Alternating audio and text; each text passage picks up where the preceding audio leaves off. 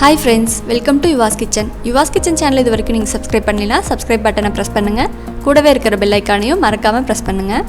பச்சை பட்டாணில மசாலா சாட் செய்யிறதுக்கு 1 கப் பச்சை பட்டாணியை நைட்டே ஊற வச்சு எடுத்து வச்சிருக்கேன். மினிமம் பச்சை பட்டாணி ஊறதுக்கு 6 ல இருந்து 8 மணி நேரமாவது ஆகும்.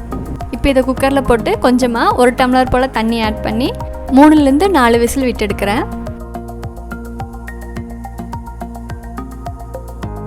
3 விசில் விட்டு எடுத்தாச்சு. பச்சை பட்டாணி நல்லா கொலைய வெந்திருக்கு. அடுத்து மசாலாஸை மேக் பண்ணலாம். ஒரு மிக்சர் ஜாரில் 3 பல் போல் பூண்டு எடுத்திருக்கேன்.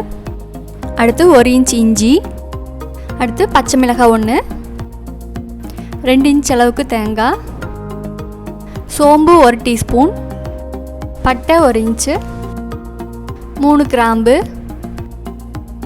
இப்போ இதெல்லாம் நைஸாக அரைச்சி எடுத்துகிட்டு வந்துடலாம். தண்ணி அரைக்கிற போது ஆட் பண்ணிக்கோங்க.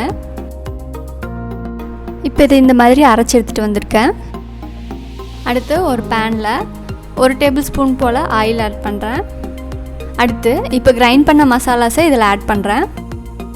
அடுத்து 1/4 டீஸ்பூன் மஞ்சள் தூள் ஆட் பண்ணுறேன். கூடவே 1/4 டீஸ்பூன் மிளகாய் தூள், 1/4 டீஸ்பூன் கொத்தமல்லி தூள் ஆட் பண்ணியிருக்கேன். இப்போ ஆட் பண்ண மசாலாஸோட ரா ஸ்மெல் போகிற வரைக்கும் நல்லா கிளறி விடுங்க.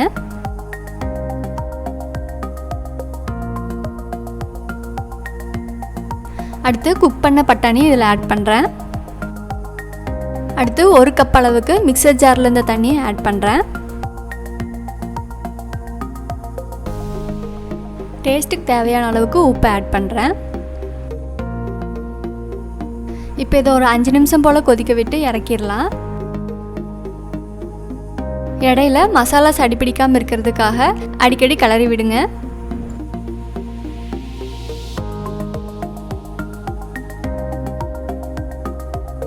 மசாலா சாட் சூப்பராக ரெடி ஆயிடுச்சு. இப்போ இதை வேறு பவுலில் ட்ரான்ஸ்ஃபர் பண்ணுறேன்.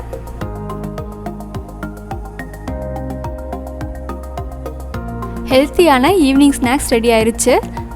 இது மேலே கார்னிஷிங்காக பெரிய வெங்காயம், துருவின கேரட், பொடி பொடியாக கட் பண்ண கொத்தமல்லியில் கொஞ்சமாக ஓமப்பொடி எல்லாம் ஆட் பண்ணுறேன்.